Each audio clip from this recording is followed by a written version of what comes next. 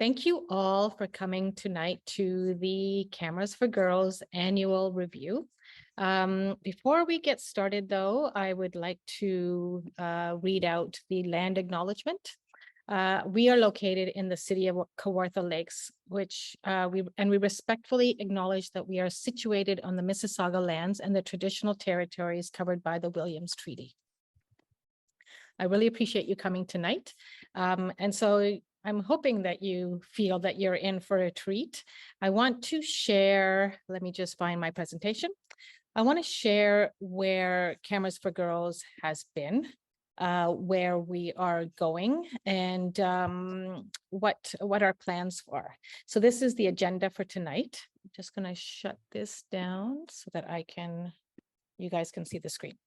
If you can't see, you can go into view options and you can just put it to full screen. So we have our small board of directors. Just to tell you, we've been registered as a charity since September 2021. And we had 4 members, but unfortunately we lost one recently because she got a job, an amazing job in fundraising. And part of the challenge of joining a fundraising job was that she could not serve in any capacity on another board, so she had to bow out. But we're currently recruiting board members, which I'll go into that a little bit later. So my sister is our board chair. Unfortunately, she had an emergency and had to rush to Ottawa for a meeting through her job. And then we've got Christina and Kelsey with us tonight. So I'm going to open up the floor and allow them to say a few words, because I think it's really important that you just don't get to see this face, but you get to see their faces, because they're incredible. And I'll tell you a little bit about my experience working with them, but I really want them to introduce themselves. So Kelsey, do you want to go first? Sure. I was going to point the finger at Christina. I know. Alphabetical. She goes first. Go ahead. I'm an accounting professor at Georgian College, and during my sabbatical, I was searching out opportunities to volunteer in helping young charities in their financial management journey.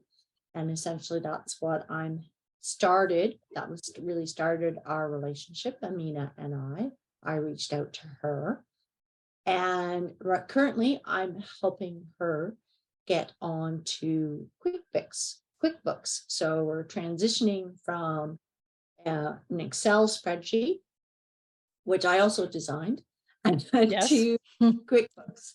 So by the end of the year, we'll have very slick reports all out of QuickBooks.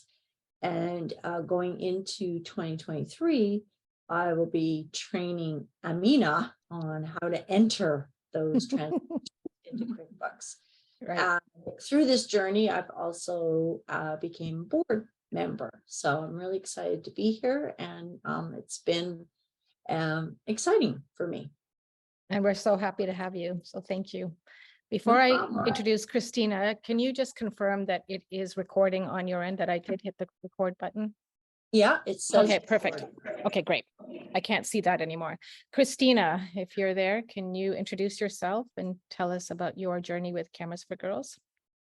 Sure. Hi, everyone. I met Amina. I feel like I've known Amina my whole life. That's kind of the funny part, because it was at a photographers conference that we met, but I really felt like I knew you from before. And so when Amina told me about Cameras for Girls, I was like, I want to be a part of it. I want to help you grow it.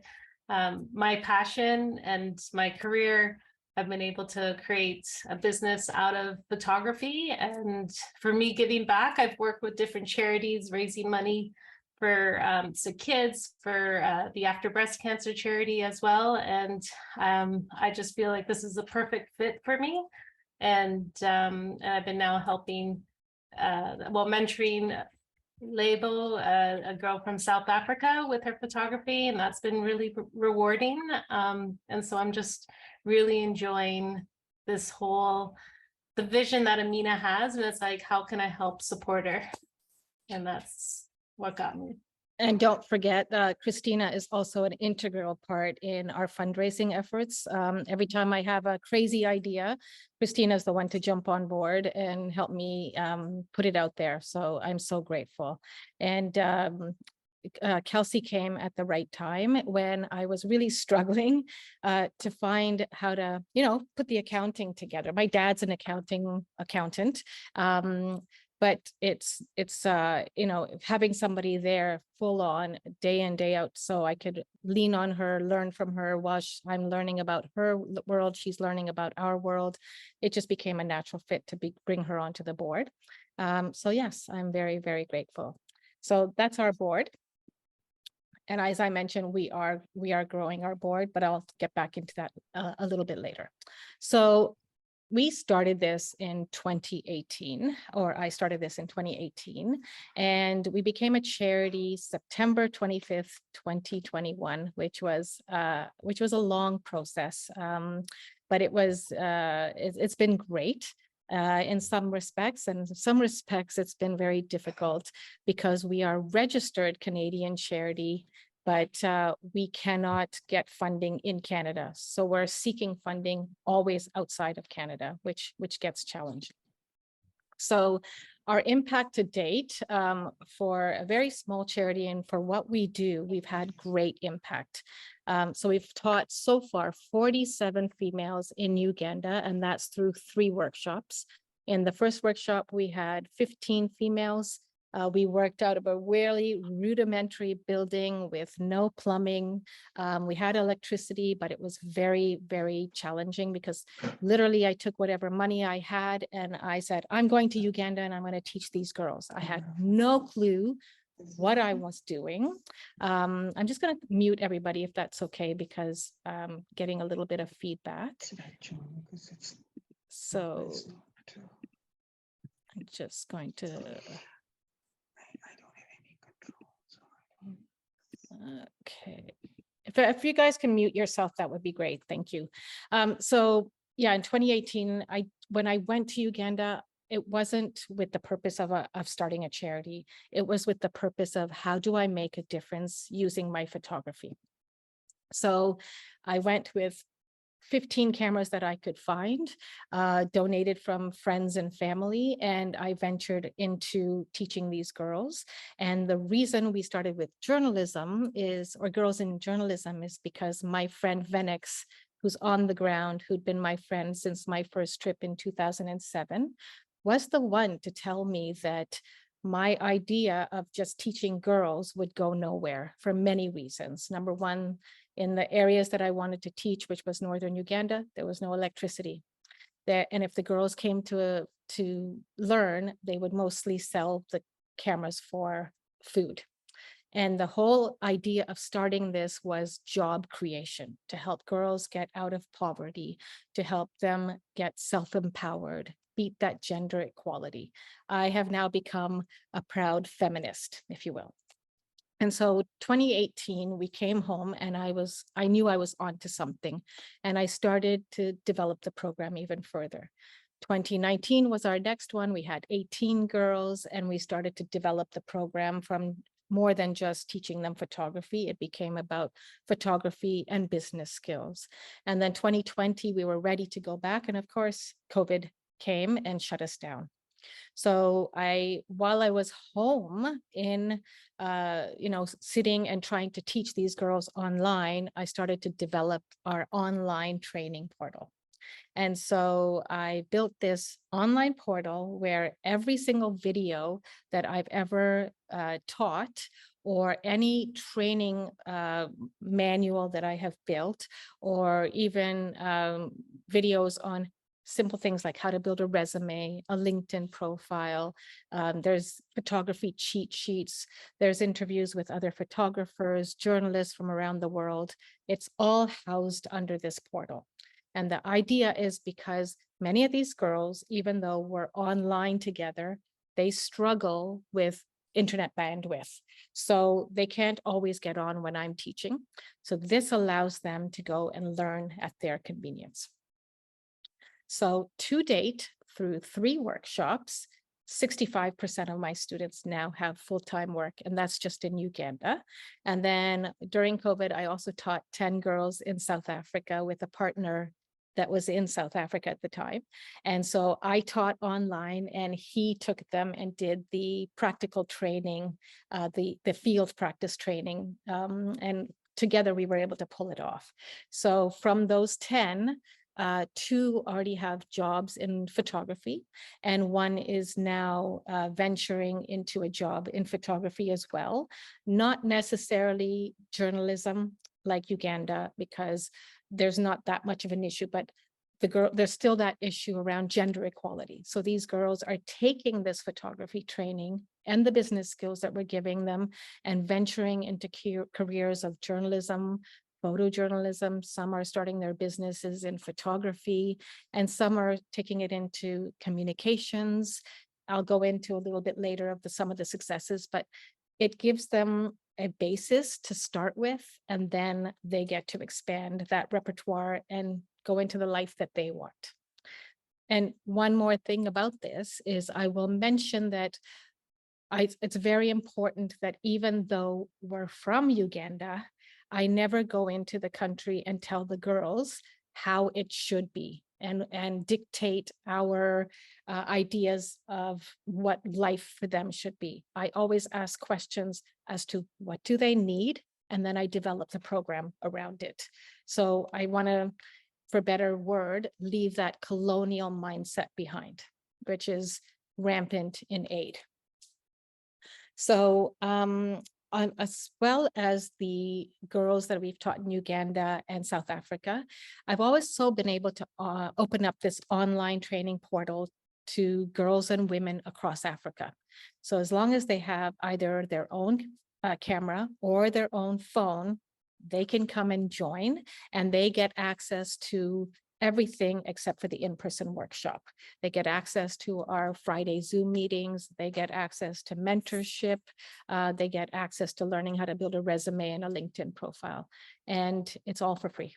So right now we have 85 and growing, and they're really taking this and taking advantage of it, which is our hope. So this is what the online portal will look like. It's got the welcome message here. There's courses on the side, like everything is housed here.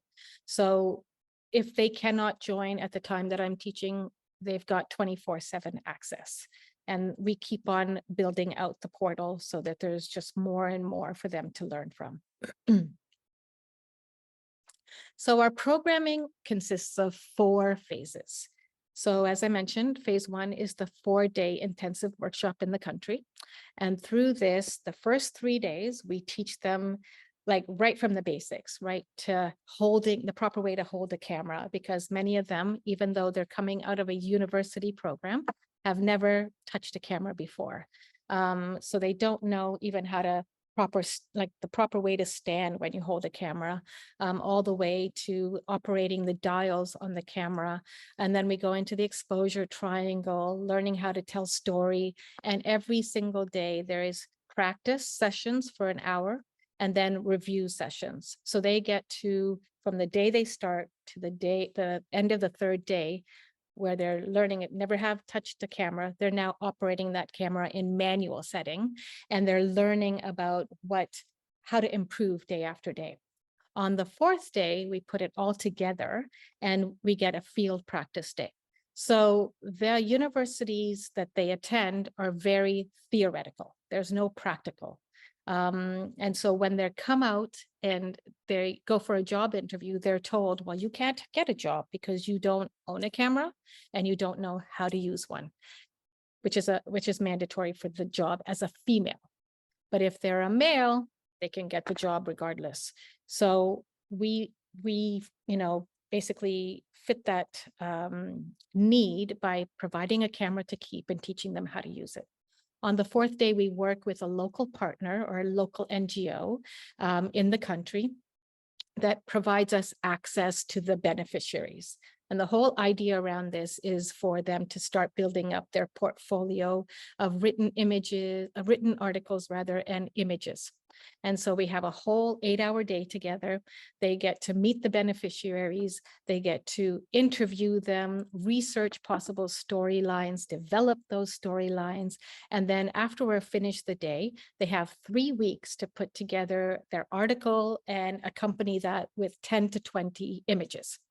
Once it comes to me, we package it together and it goes to the NGO.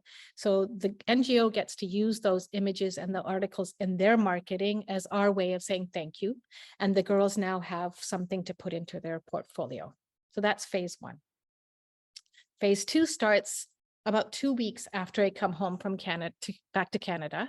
And I need, time to get my head set up around again from jet lag and whatever.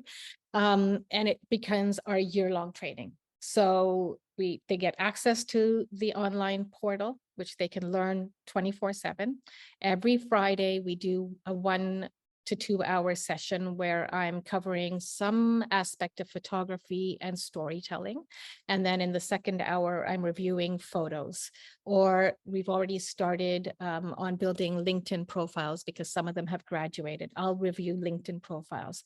And the idea behind this is that the girls get not only to learn, but they get to meet other women across Africa who are also striving to make a world for themselves. And they can see the challenges that are there, but they can also support each other. Phase 3 begins the business skills. So not only do we teach them resumes and cover letters and LinkedIn profiles, which many of them never learn, even in a university setting, but we also teach them how to build a business plan, how to save money. Even if they're making a very small salary, putting 10% of that is so important, especially if they are living in a household where they're not involved with or in charge of the finances. If things go wrong, now they know how to get themselves out of trouble. And then 4th phase is mentorship. So our mentorship program started just in July, and that came about because when I was in Uganda for our last training, I met patients. I met some of the girls who had come through our previous training for drinks. And so after we had all met and everybody started to say goodbye, Patience sat with me and she explained that she had been going to her job as since COVID freed up people to come back into the office, but she was not getting paid. So at this point, it was 4 months. And I asked her, would a guy accept that? Would a guy say, oh, I'm going to go into work, but don't worry about paying me? And she had to think about this. And she finally said, no. And I said, then tomorrow you're going to not go to work. You're going to sit on your computer and finish that LinkedIn profile we started on in 2019. I'm going to find you a mentor when I get back to Canada. And all of this happened. So to put a long story short, 3 months ago, 3 months ago, Patience won Travel Writer of the Year in Uganda, and now has started her own writing consultancy company for other travel brands. Had she not taken the mentoring, had she not opened herself up to take the opportunity, she would still be going to work and not getting paid. So I'm not saying that Cameras for Girls solved all the issues, but we like to feel that we are contributing to the success of these girls. So this is some of the photos from our last in-person workshop. On the bottom right is my team. Brandy is in the red.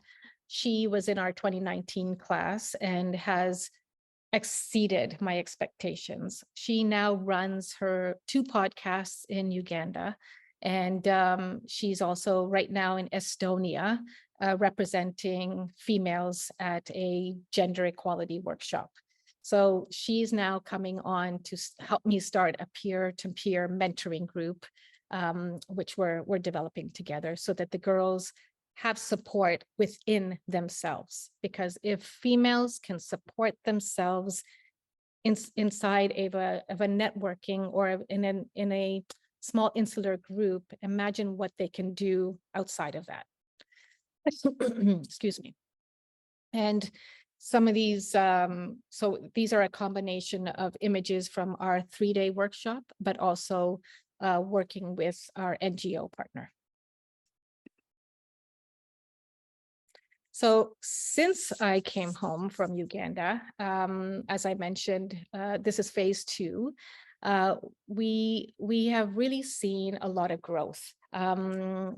3 weeks ago or 2 weeks ago, one of my students, Melanie, wrote to me that she, because of what I'm teaching her through empower herself, all these empowering messages of hope and of support, and not just the photography and the business skills, but everything else we do. She got up the nerve to write her first book. And she went out and she sought sponsors. And by the time she came to me, she was at the point where she only needed a small investment to finish. This past Saturday, she had her book publishing event where some of the girls went to support her. And now she is a published author. And we have purchased books that we will be picking up when we go back to Uganda next June so that I can distribute them to my donors. Because that's part of our mandate is if a girl comes to me with a project, I don't always say, oh yes, here's the money, but I ask them to put a business plan together because they are professional women learning how to go out into the world and carve their own path. Part of that is knowing how to put a business plan together. Part of that is knowing how to put a project together and ask for funding in the right way. And she did it all by herself with no guidance. So we supported her to get to the finish line. And there's so many more Melanies that we want to help. And we have helped in that 65% success rate, but there's so many more to come. So these are just 3 of the successes that I want to mention. And I've already talked about Melanie, who just did the book publishing, and Patience, who is now a travel writer and has her own company. There's Lydia. So Lydia took our training in 2019. She was a very quiet girl, never spoke throughout our 4 days together. And I thought to myself, oh my God, she's never going to go, like she's not going to succeed. She was very quiet, but she was very studious. And so she basically took what we taught her. And when I went back this past June, she let me know that she had started her own photography business and now is hiring other females to join her. And this is the kind of thing we wanted to see, right? That they take what we give them, the skills that we give them, and they carve out their own path, and it's working. So this is our new website. We are so like incredibly excited about it. Ruha is on our call tonight. So I'd just like to give her a shout out, because without Ruha coming forward and helping me bring out this vision, the website would never be there. And I really want to just thank her from the bottom of my heart, because she took the time to spend, she basically came on and volunteered her time to develop this incredible website. And it really puts our messaging out there in a clear, concise, but incredibly beautiful way. So thank you. So fund development, the fun stuff. So we have 2 methods of fundraising. There is the cash portion and then the cameras portion. I'll go into the cash portion first. So this year, the board gave me a goal to raise a minimum of $10,000, but I have big dreams to see Cameras for Girls go big and wide. And so $10,000 would not get us far. So what I did was looked at various ways to fundraise. As I mentioned earlier, we are a Canadian charity, but we are registered.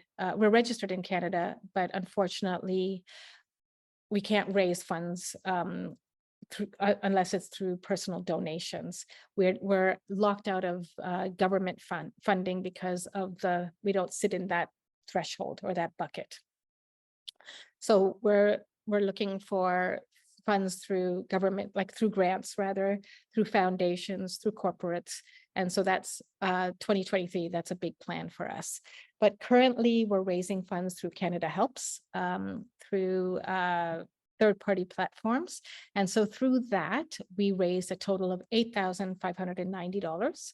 And then we did last year in November to January, we had our year-end fundraiser and we raised 3,000. Then we did our Bean to Bar chocolate fundraiser in April, which was a lot of fun. It was a month-long fundraiser. Our goal was 10,000 and we raised close like 13,295. It was amazing. And then this past November, we just did our Giving Tuesday. And then we've also got corporate sponsors. Aswar and Shashi are here tonight from Prasad Foundation, and they gave us some money from that. So we're really grateful. So a total raised in cash donations to date is 31,249. Not bad.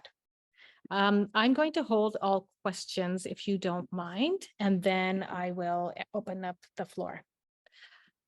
And then we've got in-kind camera donations. So this is a huge thing for us. And that's how many people are finding us.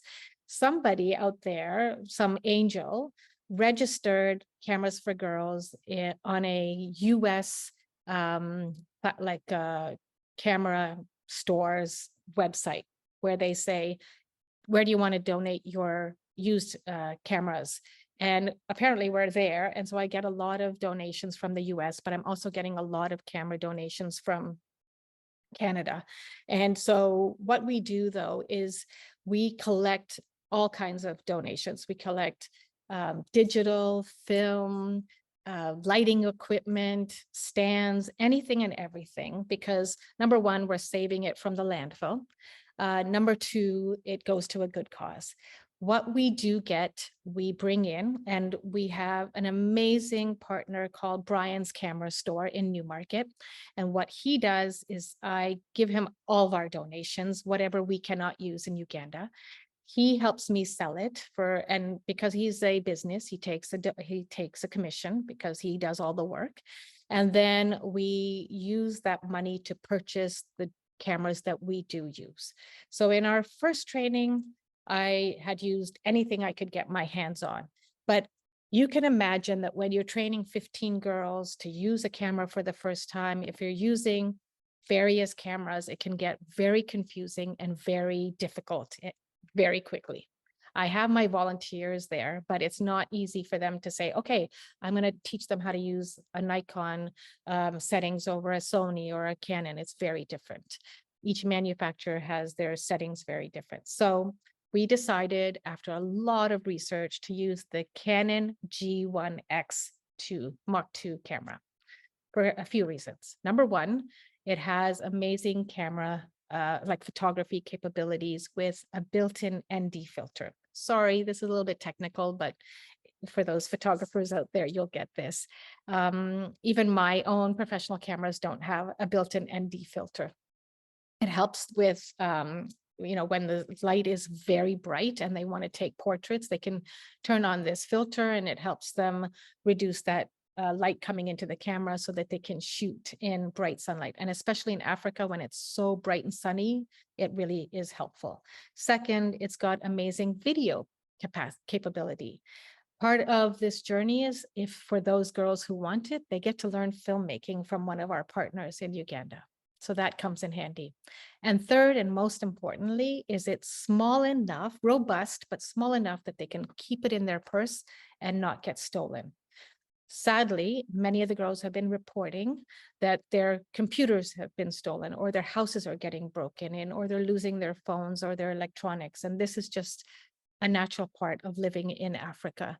So we wanted something that would not get stolen. And so we give each girl a camera to keep, charger, battery, the SD card, camera bag, and a charger so that they can, like an adapter, so that they can charge it from, Canadian standards to African standards.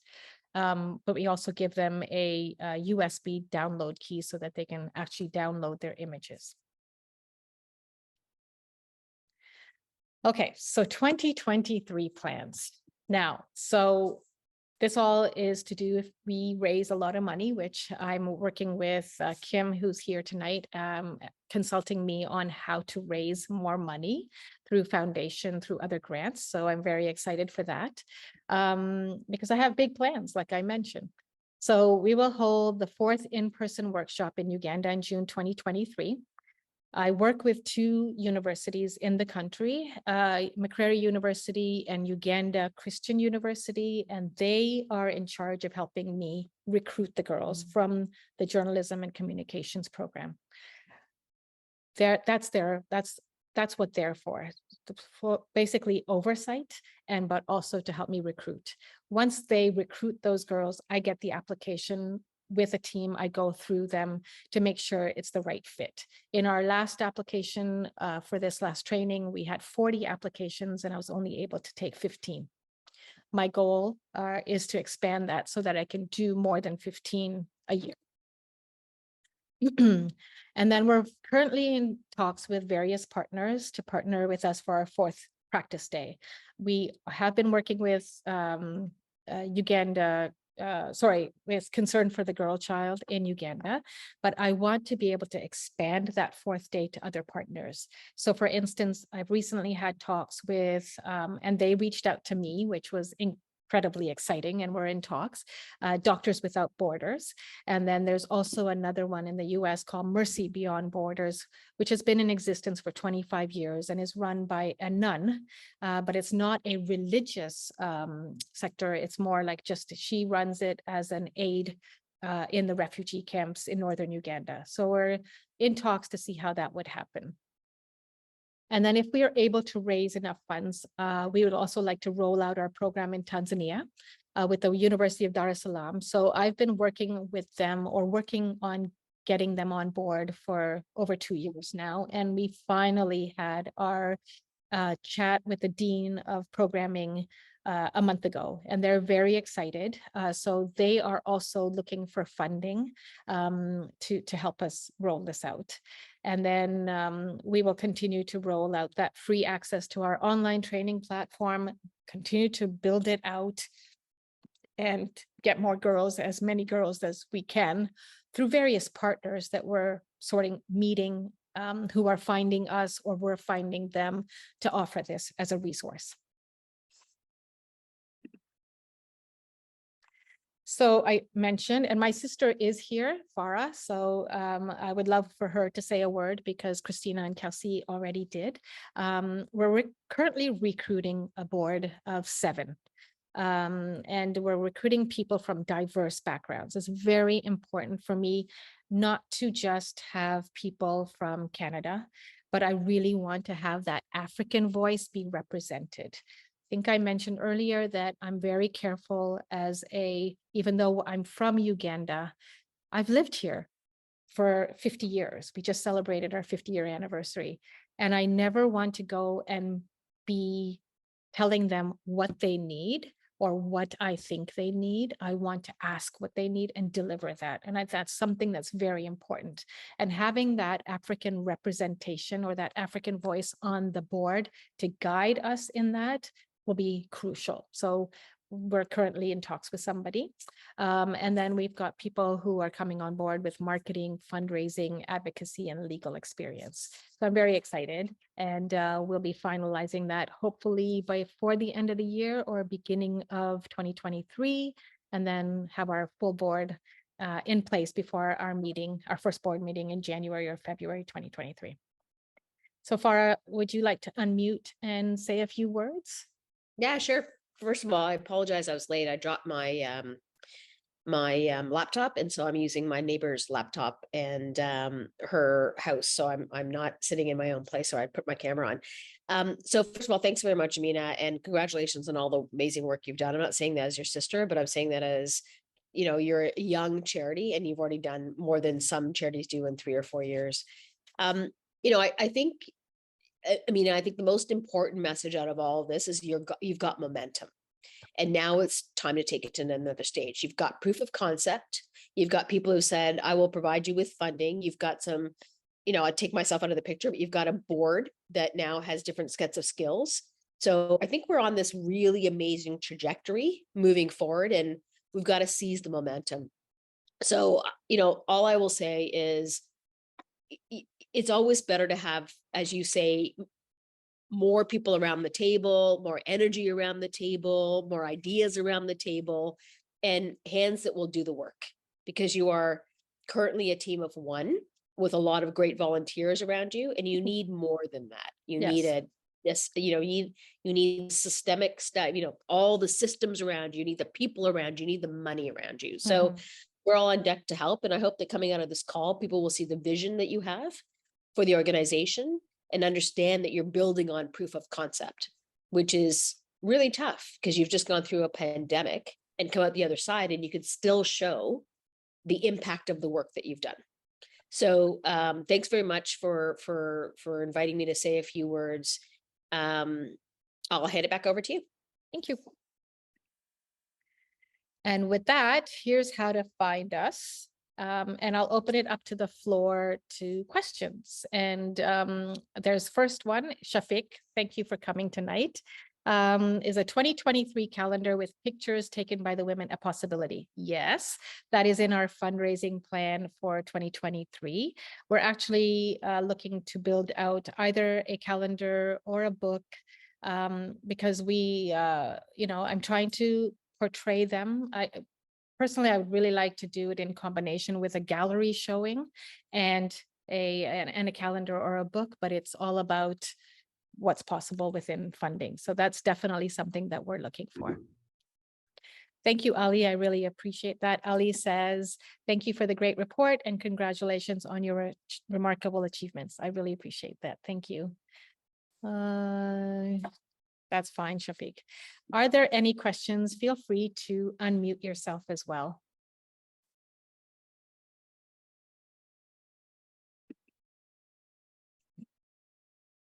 Really? Come on, people. That's a good sign. That means you answered everyone's questions. Yeah, I hope I so. used to love it when I was at ED and nobody would ask me questions like, that's fantastic. I nailed that. I want to say, like, just hearing the stories of the girls and what they've achieved is super inspiring, and I think that like really even gets the energy up as to what you're doing and able to accomplish. Thank you for them. Thank you so much. Amina, can I make a suggestion perhaps? Yep. For the people that are on this call, I mean, if you could say, look, money's always an issue in any kind of organization, and you've identified the 2 or 3 things you need. So you need additional board members, and I think you've probably got a great list, but you can never have enough suggestions. What else would you like? If you want to do a gallery showing, do you want to reach out and see if people have contacts in the gallery world? Absolutely. Yeah. Anybody has contacts in galleries hang on for 1 second. Hang on. Would you fly down one of patients or somebody, if you could get, a flight paid for, and then you could have a gallery with one of the recipients there and turn that into a fundraiser? Like, what are you looking for from this group? Supports of any kind, to be honest with you, right? Like anybody has connections with corporations who might want to look at funding us. Anybody who knows of any granting bodies, international granting bodies who work within Africa, who are looking to, who have that, like right now, Kim and I are working on a list to identify foundations, granting bodies that can fund corporations or like initiatives like ours, which fall into this very small, section of being registered here and working here. So that's challenging. Anybody who might know of a gallery who might be willing to sponsor us or give us some space, because it doesn't have to be in Toronto. It can be anywhere. Amina, Yes. have you tried fundraising from businesses in Uganda or the government? Because Yes. there are some big business people in Uganda. Have they shown any interest? No, no, it's very difficult. I'm waiting, I'm trying to get a hold of a few people who I've recently met, and so I'm not giving up. I keep on sending emails. Do you know anybody who's got connections in Uganda?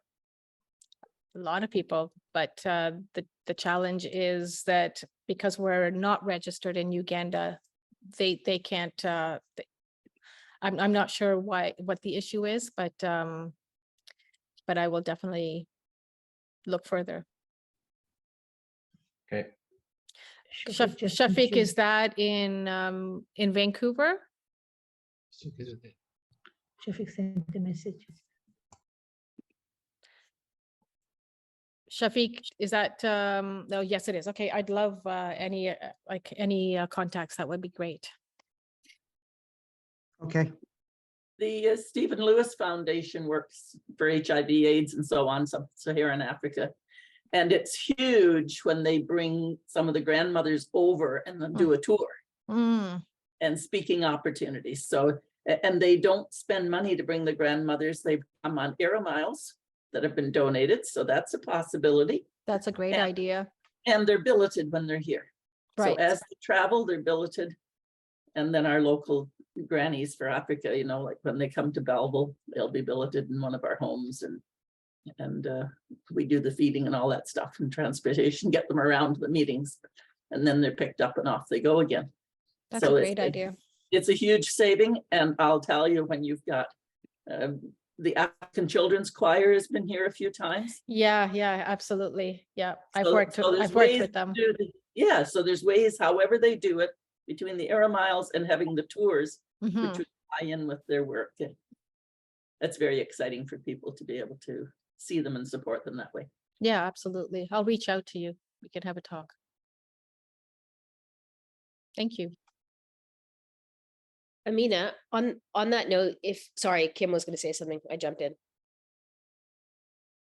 Oh, no, you go ahead, Kara. I can wait. Oh, no, I was just going to say, if you really want to run with the idea of a gallery and have a couple of the young women who've gone through your program come, you could do that idea of registering with Air Canada. So you can be a place where people can donate their miles, number one. You could do a gallery show at a restaurant, Ugandan food. So you're cutting down and you're having an event there. You could call Omar, since he did the first CTV thing for you, and say, Omar, could you come and be the guest of honor or the MC for the event? So you build on one event, right? Have like one flagship event in the year and put all of your muscle into that, and put some media around it, get some sponsors and supporters around it, and put all your energy into one big event, and sort of, maybe you do it for International Youth Day, maybe you do it for International Women's Day, but you do one thing, you advertise it super, super well, and maybe that's your hook. Because the chapters and the Indigos would also, while they were here, be doing little book signings as well at the local level. It would be almost like a gallery, because I mean, they can take and display their stuff around at the book signing, at the bookstore. Okay, that's an excellent idea. Okay, well, Christina and I are in meeting for our next week to talk about our fundraising for 2023. So that'll definitely be something on our agenda. Thank you. I really appreciate that. Kim has her hand up. I don't know. Yeah, Kim, go ahead. Thanks. Okay. Hi, everyone. Sorry, I'm off video too because I'm in my car driving my kids around. But I just wanted to share a couple of things. One, that I had a call earlier today and learned that Lush, the very environmentally focused make like a body care makeup Mhm. company, they do a lot of international work. In fact, on their website, I noticed today, I think they quote that they have about 13,700 international projects they support, including in Africa. And I've got Wow. a good connection to someone who helped build their community and charitable giving program over a period of over 20 years. So that was a really big find today. But Yeah. also, I'm just listening to your partnerships with universities in Africa. Is there a way to perhaps partner North American universities with the universities in Africa and do some kind of, exchange, not exchange, physical exchange, but, programs where, photography journalism programs in our universities, their students could maybe do projects with the students you've got in Africa. And it's like the universities are partnering. I know that universities partner all the time. So I'm just wondering if there's some partnering opportunities that could lead to funding through, funding from the universities here and potentially funding from the universities in Africa. Yeah, it's on my list of things to do, but at the 2019, after I'd come back from the second one, I had reached out to Ryerson because they are at their university, and I thought there could be some good overlap there, but I didn't get very far. They were willing to sort of send their students over to Uganda, but not the other way around. And there was no money to be had. And sadly, the universities in Uganda don't have the money. Yeah. Okay. Yeah, but it is definitely one of those things that I thought there's got to be somewhere we can do that overlap. But again, it's difficult. Be great to find someone for the board that represents, a journalism program in the, get in with, with a board member, start with the volunteer and then see where it can go. Yeah. Great idea. Okay. Awesome. Great presentation, by the way. Oh, thank you. I was going to mention Loyalist College here in Belleville has a huge international student, and they're tied in with a lot of university accreditation as well. And they do have journalism and photography courses there. So possibly the colleges might be a little more open to. Yeah, I actually spoke to somebody at George Brown College, because they have a journalism photography kind of thing, just to see also if there's a way that I could get volunteers, right, or students on board to help. Didn't get very far, but also it was during COVID, and so it's a struggle, right? So yeah, I got in with Ryerson's hiring, like to hire students, but that's it was a little different. But yeah, great ideas. Just somebody in the chat.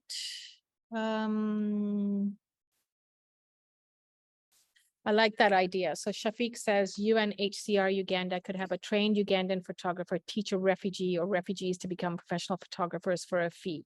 So we're actually developing something like that in Shafiq with Mercy Beyond Borders and with Doctors Without Borders. So we're in talks to do that right now. So we're just trying to find out how do we move forward? What's the funding thresholds? All of those lovely discussions that have to happen. But yeah, we're on the same page, and I love that idea. Excellent, good. It'll help everyone around. Yeah, and you are with the UN in some capacity, correct? UNHCR until last year, but now I'm only going to be on a contract basis because I'm basically semi-retired. Yep. So, but maybe we can talk about connections. Sure. Yeah, sure. I'll reach out to you. Of course. All right. Perfect. So does anybody else have comments or suggestions or questions? Mina? Yep. When do we get the cookies and coffee? In your own kitchen? Oh, okay. Good presentation. Good presentation, by the way. Yeah, thank you. I want to say, Amina, thank you for inviting us. This is the first time we attended. And really, this is a good opportunity to learn about the organization.